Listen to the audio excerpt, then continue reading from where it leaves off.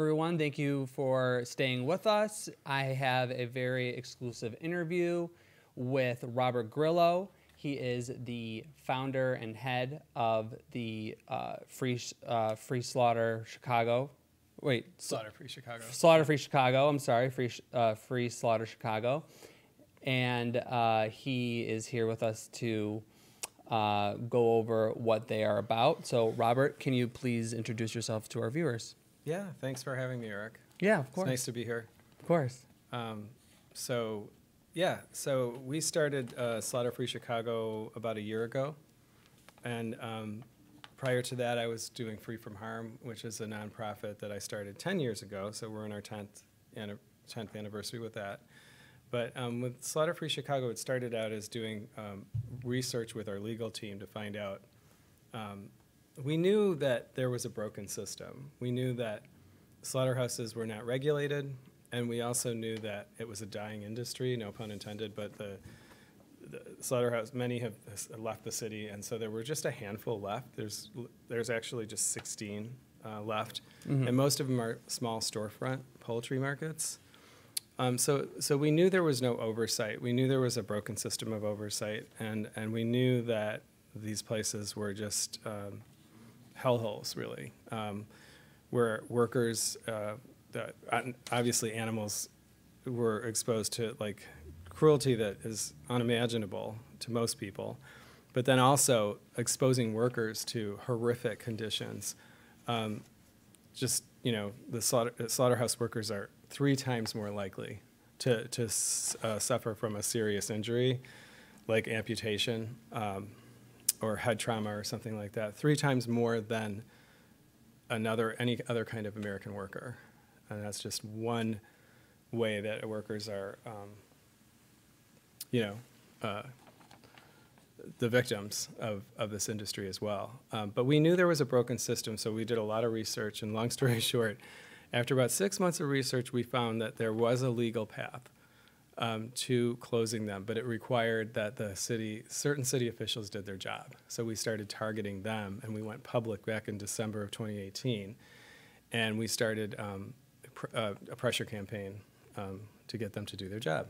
So. Right, and I think a lot of people don't know this, but or might be unaware of this, but Chicago was the slaughter capital of the United States. Right. So if you can kind of give us a brief history of that, if you can. Yeah, so the Chicago Union Stockyards became the largest slaughter and meat packing complex in the world. And it was actually not just considered the hallmark, like in the history books, it now is seen as the hallmark of the Industrial Revolution, and it's all glorified in history. But not only that, but at the time, Chicago actually promoted itself. It was a tourist destination, and the Board of Tourism actually promoted the stockyards as a place for tourists to come and see the marvels of the Industrial Revolution in action.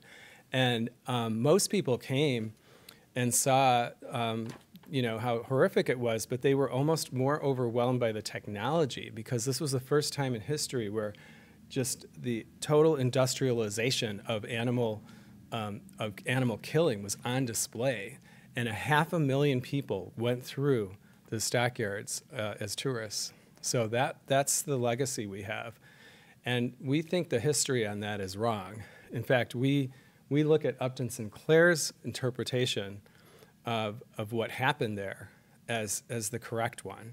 He got hired as an undercover worker and wrote The Jungle based on his experiences of having worked inside of this place and saw what was going on and saw the deplorable conditions. And he also pointed out that a few wealthy elites were making fortunes on the backs of countless animals and workers. That's the side of the history that we're not seeing that needs to be told. And we feel that our role is to bring Upton Sinclair's work to its logical conclusion. Let's end this industry. It's the 21st century. We should have ended it 100 years ago. Right, exactly. And that still goes on today with they make their money off the backs of the workers and the exploitation of the animals as well. Right. So I think you kind of touched on this a little bit in the intro, but tell us about how long Slaughter-Free Chicago has been around, and how did it actually get started? Like I said, I started about a year ago, and it was started with the idea that was similar to like what Martin Luther King Jr. said to me, was that the reason why they focused on Birmingham was, he said that if an action could be successful, if a local action could be successful, that it would spread everywhere, and that if it was done correctly, and they could get something really powerful done in a city where it was really, there was a legacy for injustice. And in his case, it was, Birmingham. In our case, the legacy is Chicago, because we're the slaughter capital of the world, and that's our legacy.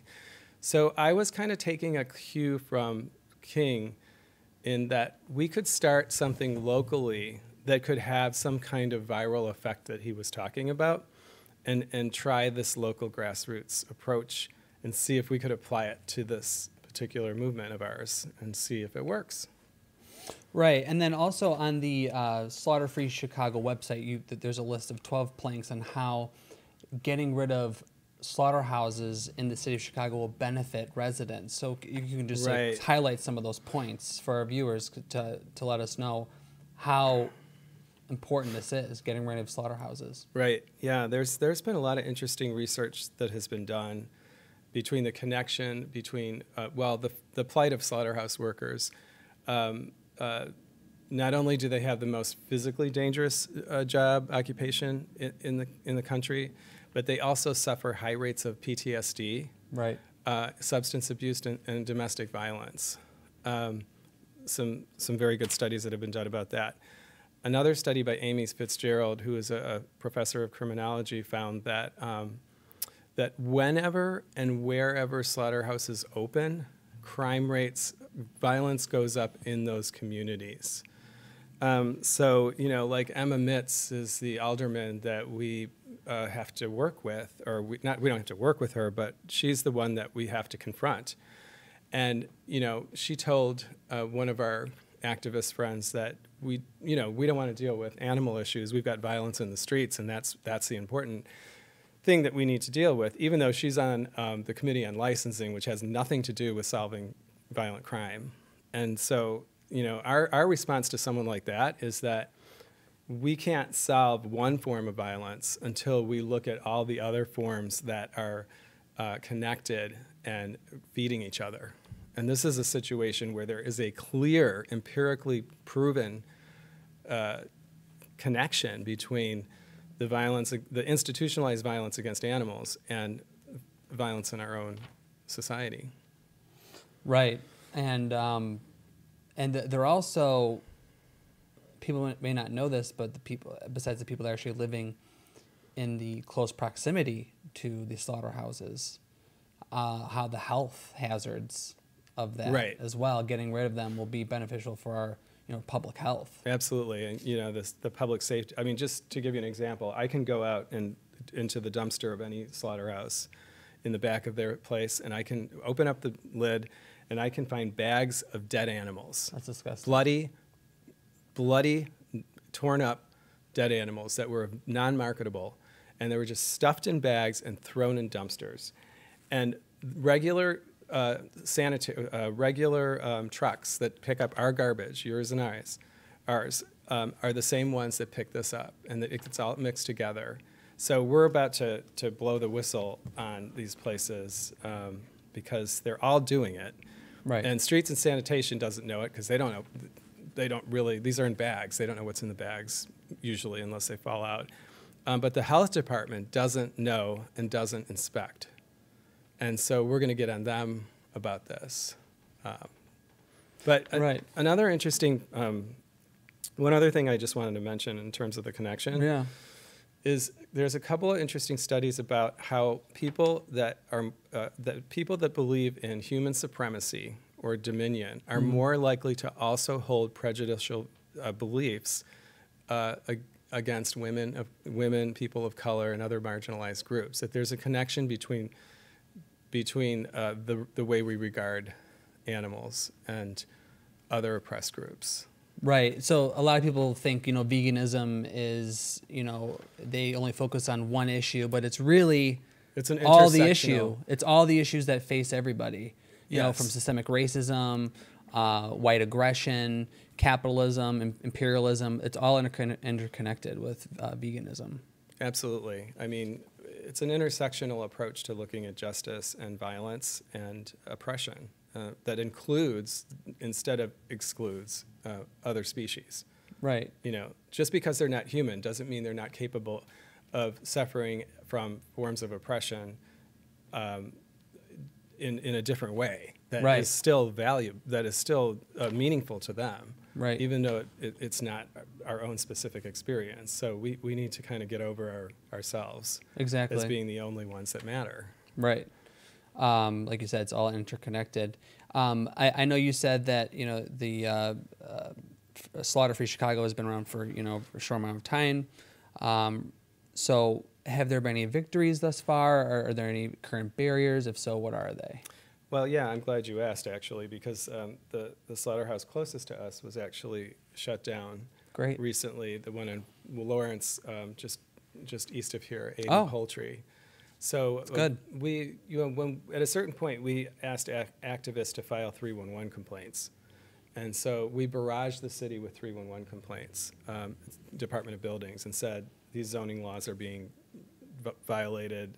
So they sent out inspectors, and then that's a good path to closing them, because the inspections could actually find enough violations that will shut them down. And in Aiden's case, that's all it took, was an inspection.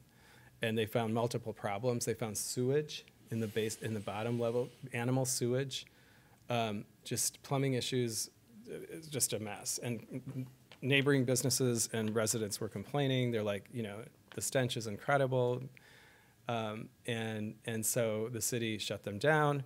And we talked to Alderman Vasquez, who's also behind his office is behind our efforts to close this place. And they reiterated what we suspected, was that the city found multiple violations and that they don't expect them to open again. Or if they do open, they open up as a different kind of business, which would be great. Right. Right. Hopefully a vegan one. Yeah, or, who knows what they're going to, Right. Maybe they'll have a grocery store Anything. or something. Co-op. Yeah. That'd be great. So that's good. That's a great victory. Hopefully there will be more to come. But how can people contribute to this campaign? Right. So right now our biggest critical phase is public outreach. And we believe we're lacking in building public support, active public support, which is our activist community, but also just general public support. Because what we found is there's huge potential there. For general public support, no one really wants to have a slaughterhouse in their backyard. No. And so even if they do consume animal products, they tend to look upon our campaign favorably, because they see it as something that will help the community. There are people that will criticize us for closing a business or putting workers out of work.